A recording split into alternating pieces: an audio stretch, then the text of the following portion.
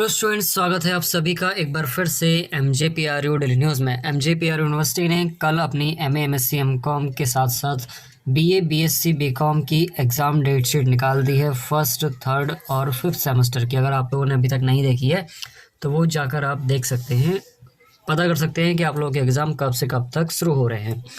ये तो रही आप लोगों के एग्ज़ाम डेट शीट की बात। आज हम यहाँ पर बात करने वाले हैं आप लोगों के एग्ज़ाम पैटर्न की। BA BSc BCom और BBA के एग्ज़ाम पैटर्न को यहाँ पर हम डिस्कस करने वाले हैं।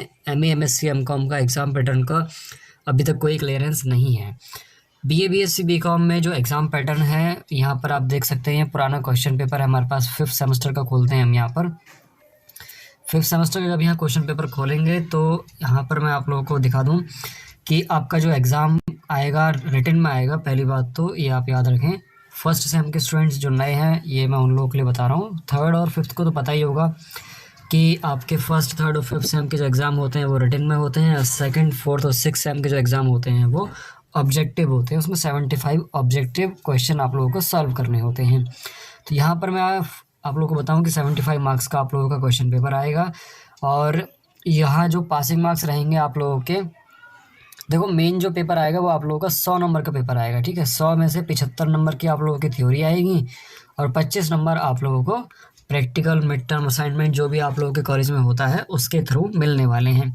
इन दोनों को मिला के आप लोगों को 35 नंबर लेके आने होते हैं पास करने के लिए एग्ज़ाम को। एक एग्ज़ाम आपका और होता है को करिकुलर एग्ज़ाम। ठीक है, को करिकुलर में फर्स्ट एड एंड हेल्थ होगा, ह्यूमन वैल्यू होगा और इस बार फिफ्थ सेम के पास analytic ability and digital awareness है। तो इसको को करिकुलर एग्ज़ाम बोलते हैं। और इस एग्ज़ाम में आप लोगों के जो पासिंग मार्क्स हैं वो आपके 35 दिए हुए हैं। ठीक है, 35 जो पासिंग मार्क्स हैं ये आपको लाना कंपलसरी है।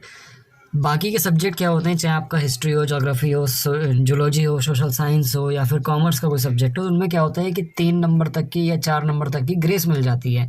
लेकिन अगर आप इस सब्जेक्ट में को करिकुलम में 35 से कम नंबर लेके आते हैं तो आप लोग फेल माने जाएंगे। ठीक है, यहाँ पर आपके रिजल्ट में आ जाएगा नॉट क्लियर और आप लोगों को उसका बैक का फॉर्म फिल करना होगा। अब जो बैक का फॉर्म का पैटर्न है, पुराने स्टूडेंट्स को ऑलरेडी पता होगा कि बैक का जो फॉर्म फिल करने का पैटर्न है ये है कि फर्स्ट, थर्ड और फिफ्थ सेमेस्टर में अगर आप लोगों की बैक आती है तो जैसे कि अगर किसी फर्स्ट सेम के स्टूडेंट्स की बैक आती है तो वो थर्ड सेम में अपना फॉर्म फिल करेगा। अगर थर्ड सेम में किसी की बैक आती है तो वो फिफ्थ सेम में अपना बैक फॉर्म फिल करेगा। अगर फिफ्थ सेम में ही बैक आ जाती है तो वो अगली बार जब फर्स्ट, थर्ड और फिफ्थ सेम के एग्ज़ाम होंगे उसमें अपनी बैक का फॉर्म फिल करेगा। ठीक है, तो कोशिश करें कि बैक ना आए। ये तो बस एक इन्फॉर्मेशन दी है, फिफ्थ सेम वाले खास ध्यान रखें क्योंकि उनका लास्ट ईयर है, काफ़ी मुश्किलों के बाद यहाँ तक वो पहुँचे हैं। फर्स्ट सेम और थर्ड सेम भी थोड़ा ध्यान रखें।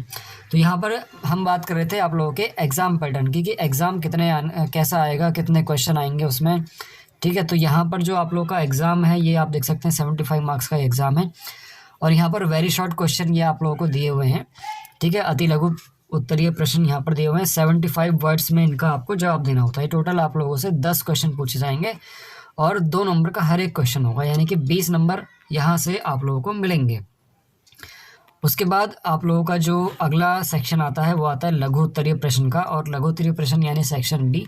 यहाँ पर आप देख सकते हैं ये जो आप लोगों का एग्ज़ाम पैटर्न में यहाँ पर दिया हुआ है कि 2 क्वेश्चन हैं जो आप लोगों को सॉल्व करने हैं। इस सेक्शन में आप लोगों को 4 क्वेश्चन दिए होंगे। ठीक है, 4 में से आप लोगों को 2 सॉल्व करने होंगे और जो 2 क्वेश्चन होंगे वो 15-15 नंबर के होंगे, यानी कि ठीक है 30 नंबर आप लोगों को यहाँ से मिल जाएंगे।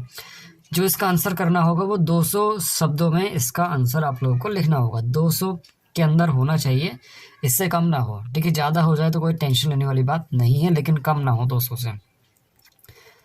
और यहाँ पर जो अगला क्वेश्चन आपका आएगा वो आएगा वेरी लॉन्ग क्वेश्चन का। ठीक है, वेरी लॉन्ग क्वेश्चन क्या आते हैं कि 3 वेरी लॉन्ग क्वेश्चन आते हैं जिसमें से आप लोगों को एक करना होता है। ठीक है, और एक जो क्वेश्चन आएगा वो आपका 25 नंबर का होगा और उसको आपको 800 शब्दों में लिखना होगा।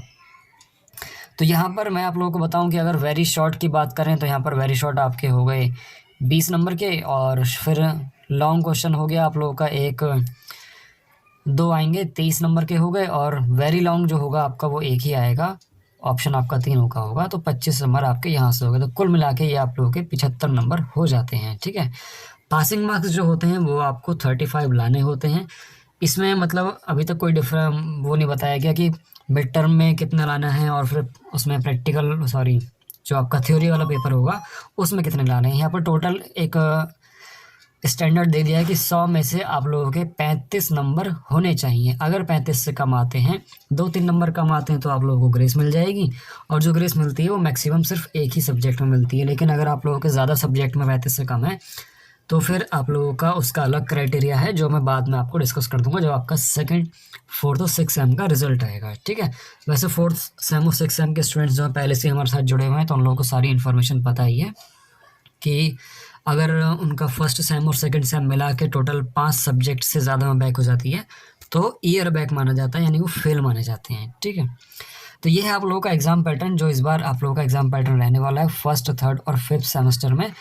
अगर इसका कोई ऑफिशियल नोटिस आता है, कोई चेंजेस होते हैं, तो हमारे चैनल से आप लोगों को इन्फॉर्म कर दिया जाएगा। वैसे 101% श्योर है कि आप लोगों को जो एग्ज़ाम पैटर्न है जो मैंने डिस्कस किया है एज इट इज़ वैसे ही रहने वाला है। ठीक है, ऐसी ही और इन्फॉर्मेशन के लिए हमारे साथ जुड़े रहें। चलिए फिर मिलते हैं नेक्स्ट किसी इन्फॉर्मेटिव वीडियो में।